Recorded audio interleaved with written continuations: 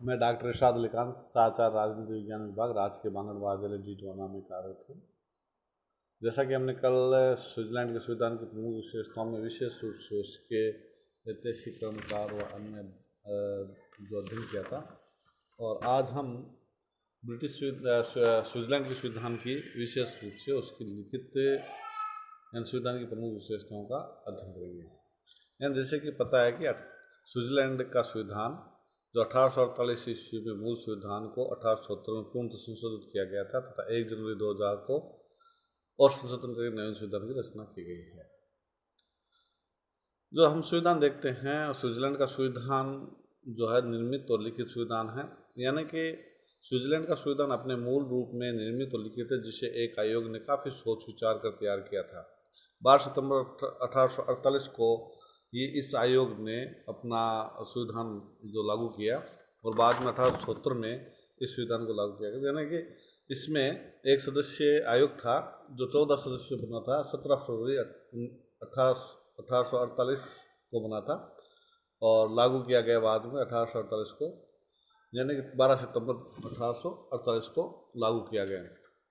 यानी 14 सदस्य का एक आयोग था उस समय, और 1870 में इसमें संशोधन किया गया, यानी कि पूर्ण व्यापक परिवर्तन किए गए, और फिर बाद में 1 जनवरी 2000 को भी इसमें संशोधन किया गया। यानी कि स्विट्जरलैंड के संविधान में 1876 में 123 अनुच्छेद और 3 अध्याय थे, और 2000 में जो 4 अध्याय और 196वां अनुच्छेद हैं। यानी अमेरिका के संविधान से थोड़ा विस्तृत है। यानी उदाहरणतः संविधान में मछली मारने, शिकार खेलने, जुआ खेलने आदि के बारे में भी उल्लेख है। स्विस संविधान इसलिए भी लंबा है कि उसमें संघ और कैंटनों के अधिकार क्षेत्र पर पर्याप्त प्रकाश डाला गया। जहां अमेरिका के संविधान में निहित शक्तियों के सिद्धांत को महत्ता दी गई, वहां स्विट्जरलैंड के संविधान में स्पष्टतया उल्लेखित शक्तियों का समावेश किया गया ताकि संघ और कैंटनों में कोई विरोध नहीं हो। लिखित संविधान के साथ ही स्विस संविधान में कुछ परंपराओं अभिसमयों का भी विकास हुआ। उदाहरणतः संविधान द्वारा विदेशियों का नागरिकरण संघीय सरकार का अधिकार, किंतु कोई भी कैंटन किसी भी व्यक्ति को अपने पृथक नियमों के अनुसार यदि अपनी नागरिकता प्रदान करता है तो संघ विकसित अधिनियम अभिसमय के कारण उसे संघीय नागरिक मान लेता है।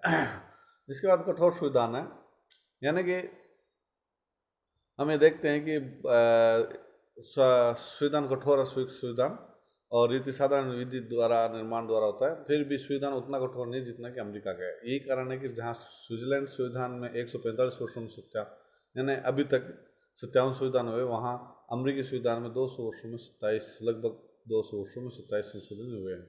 यानी स्विस संविधान की कठोरता से इसकी संघात्मकता की रक्षा होती है। इस संविधान में परिस्थितियों के अनुरूप ढालने की अभूतपूर्व शक्ति है। विशिष्ट संघात्मक स्वरूप है इसमें, यानी कि 18 दिसंबर 1998 को से स्विट्जरलैंड में 20 पूर्ण कैंटन और 6 अर्ध कैंटन मौजूद हैं। इसमें कैंटनों को कभी समाप्त नहीं किया जा सकता। इस कारण हमें कह सकते हैं कभी समाप्त नहीं किया, इस कारण संघ भी कभी भी समाप्त नहीं होता है। यानी अमेरिका की बात नई इकाइयों को संघ में सम्मिलित करने का भी संविधान में कोई व्यवस्था नहीं है। अमेरिका संविधान पर संघवाद की संप्रभुता भारत की, वहीं स्विस संविधान में ऐसी कोई व्यवस्था नहीं है। स्विस संघीय व्यवस्था में संविधान की सुरक्षता है, केंद्र और कैंटनों के मध्य शक्ति विभाजन की व्यवस्था है, किंतु न्यायपालिका को विधियों को अवैध घोषित करने, संविधान की व्याख्या करने और न्यायिक को कोई अधिकार प्राप्त नहीं है।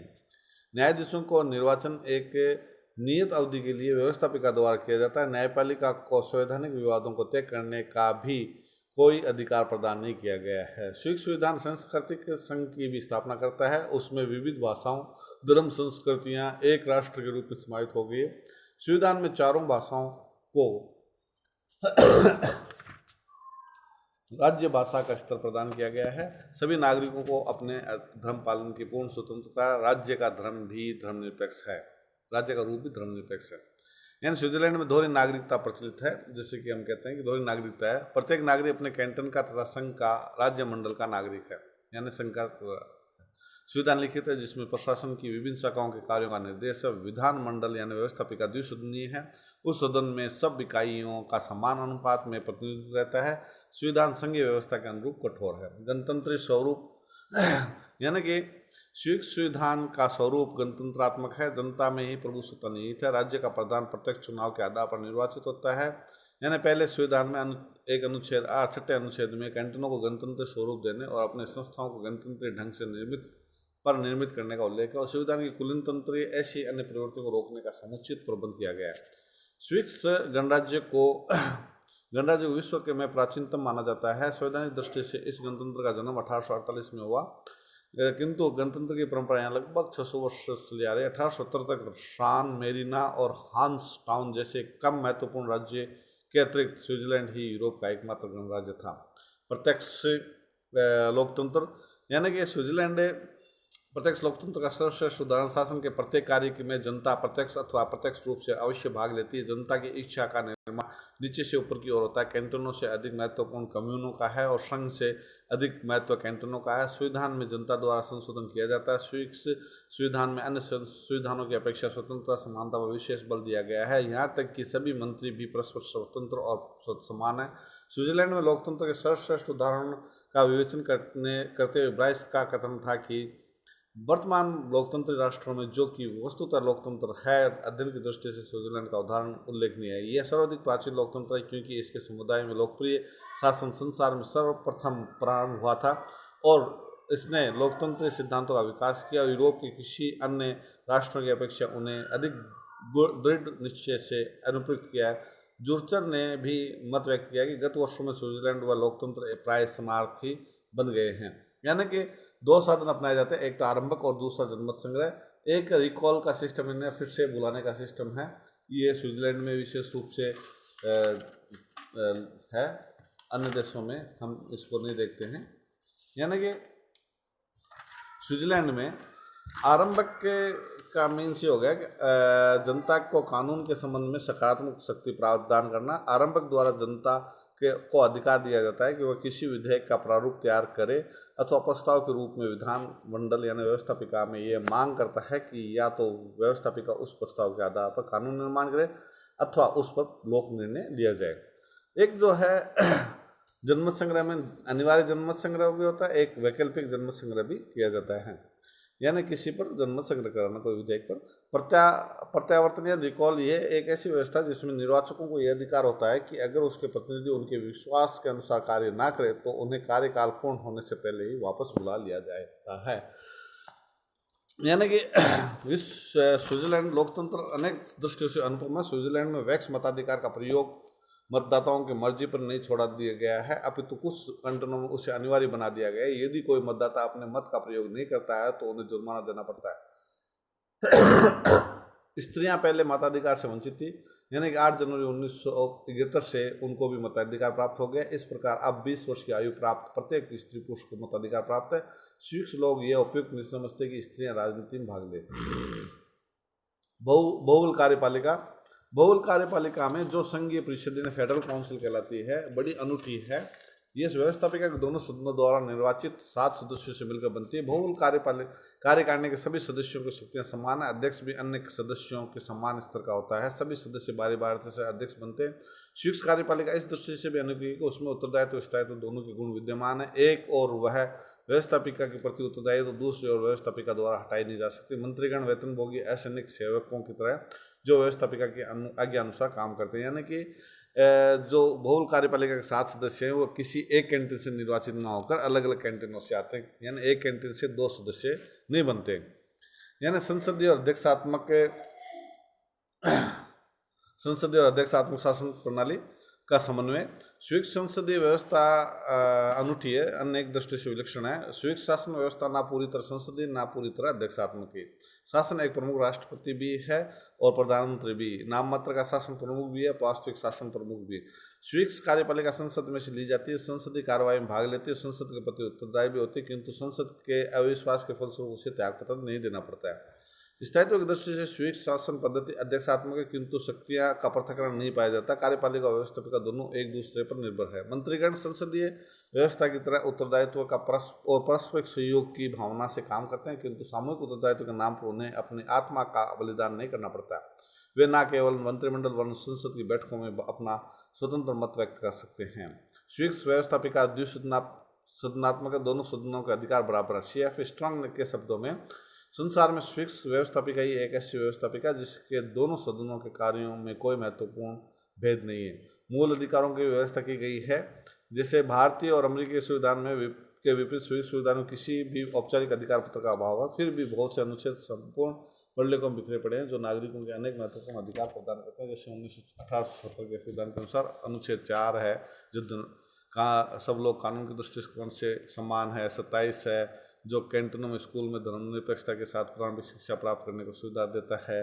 अनुच्छेद 31 नागरिकों को व्यापार और व्यवसाय का व्यापक अधिकार दिया गया है। अनुच्छेद 44 में किसी भी विश्व नागरिक को संघ और अपने जन्म की कैंटीन की सीमा से बाहर निर्वासित नहीं किया जाएगा। अनुच्छेद 49 के अंतर्गत सबको धर्म और पूजा की स्वतंत्रता प्राप्त है। अनुच्छेद 25 प्रेस और प्रकाशन संबंधी स्वतंत्रता दी गई है जिसका दुरुपयोग ना हो।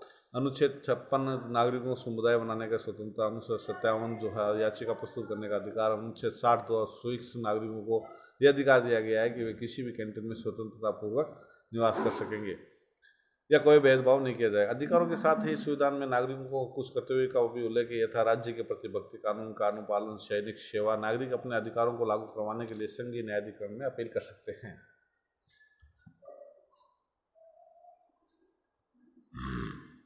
समाजवादी दर्शन पर आधारित है ये, यानी कि संविधान। इस संविधान का मूल दर्शन ये है कि नागरिकों को सभी क्षेत्रों में अधिकतम स्वतंत्रता प्राप्त हो, राज्य हस्तक्षेपवादी नीति पर कम से कम चले।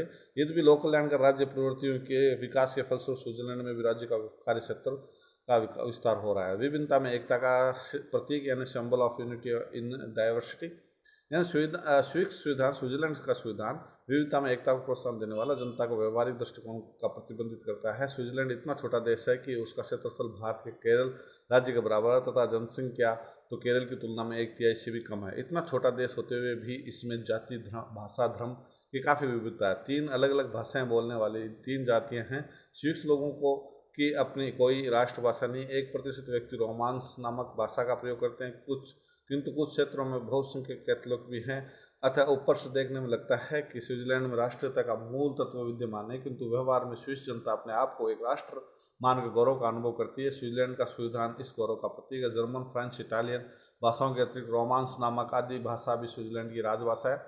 हमारे देश की तुलना में लगभग 1% जनसंख्या वाले इस राज्य द्वारा 4 भाषाओं को राज्य भाषा के रूप में अपनाया जाना स्विट्जरलैंड संविधान और शासन की उल्लेखनीय विशेषता है।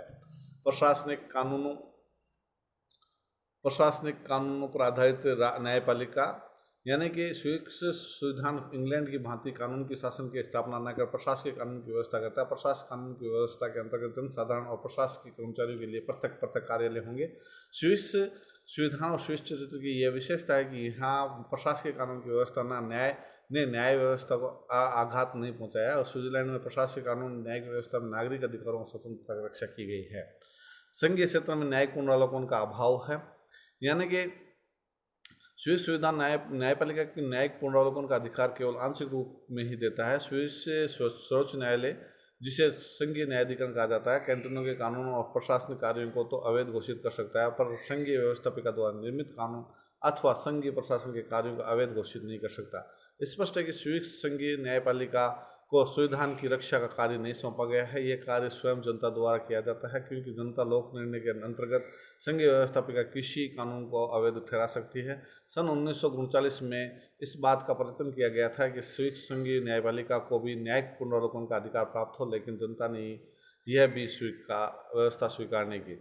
शक्ति पृथक्करण के सिद्धांत का अभाव, यानी कि स्विस संविधान में अमेरिकी संविधान की भांति शक्ति पृथक्करण के सिद्धांत को नहीं अपनाया गया है। वहाँ सारी शक्ति के अंतिम उपभोक्ता वहाँ के कैंटीन और नागरिक हैं। स्विस व्यवस्थापिका का कार्यपालिका पर पूर्ण अधिकार। कार्यपालिका केवल व्यवस्थापिका के निर्णयों को लागू करती है, वहाँ स्वयं राजनीति का निर्माण नहीं करती। स्विस न्यायपालिका को भी अमेरिकी सर्वोच्च न्यायालय की भांति संविधान की व्याख्या करने और न्यायिक पुनरावलोकन का कोई अधिकार नहीं। उसके न्यायाधीशों का निर्वाचन भी एक निर्धारित अवधि के लिए व्यवस्थापिका करता है। संविधान का संशोधन प्रत्यक्ष लोकतंत्र द्वारा होता है। न्यायपालिका पर अमेरिकी सर्वोच्च न्यायालय के विपरीत स्विस संविधान की रक्षा करने का दायित्व नहीं है।